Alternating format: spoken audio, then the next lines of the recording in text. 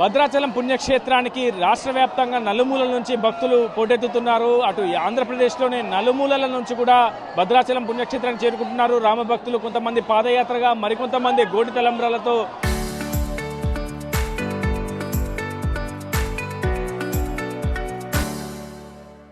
ప్రతి ఏడు కూడా సీతారాముల కళ్యాణాన్ని వీక్షిస్తుంటామని ఏడాది కూడా అదే ఆనవాయితీగా వస్తున్నటువంటి సంప్రదాయాన్ని కాపాడుకుంటూ తమ ప్రాంతం నుంచి భద్రాచలం పుణ్యక్షేత్రానికి చేరుకున్నారు చాలా మంది రామభక్తులు. ప్రస్తుతం వారితో మాట్లాడించే ప్రయత్నం చేద్దాం. అమ్మ, ఎంతకాలంగా వస్తున్నారు? ఎట్లాంటి అనుభూతి?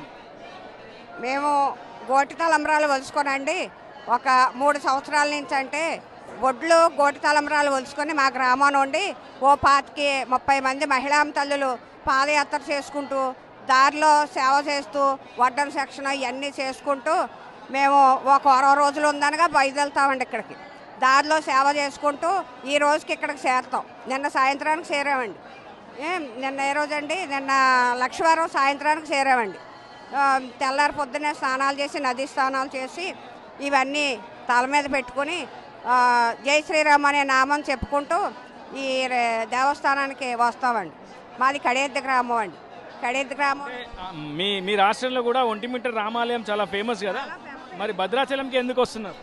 అంటే మరి భద్రాచలం జై శ్రీరామ్ మన పురాతన కాలం నుంచి కూడా ఈయన మనకి సనాతన ధర్మం అంటూ నేర్పిందంతా ఈయనేనండి. మనకి అంతకుముందు మనకి ఎవరెవరో ఏమీ తెలిసేది కాదు.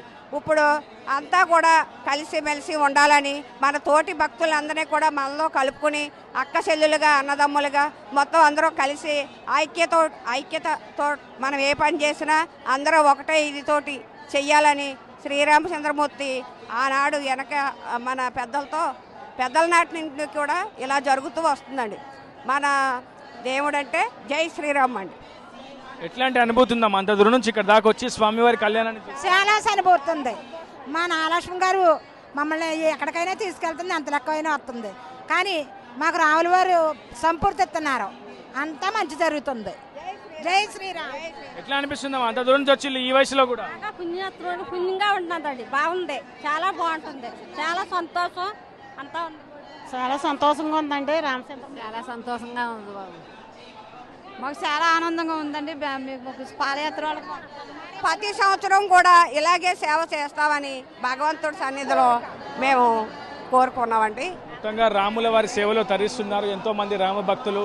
అటు ఆంధ్రప్రదేశ్లోని తాడపల్లిగూడెం నుంచి వచ్చినటువంటి ఈ భక్తులంతా కూడా ఈ 3 రోజుల పాటు భద్రాచలం పుణ్యక్షేత్రంలోనే ఉండి ఇక్కడ స్వామివారి సేవలో పాల్గొంటూ పూర్తిగా రామనామ జపం జపిస్తూనే వారి పుణ్యాన్నంతా కూడా కట్టుకుని వెళ్తామని చెప్తున్నారు. చాలా పెద్ద ఎత్తున రాముల వారి సేవలో పాల్గొంటున్న వాళ్ళందరికీ కూడా అటు ఆలయ కార్యనిర్వాహక విభాగం కూడా అన్ని సౌకర్యాలు కల్పించాలని కూడా భక్తులు కోరుతున్నారు. ఇది stand reporter Uday, RTV, Bhadrachalam నుంచి.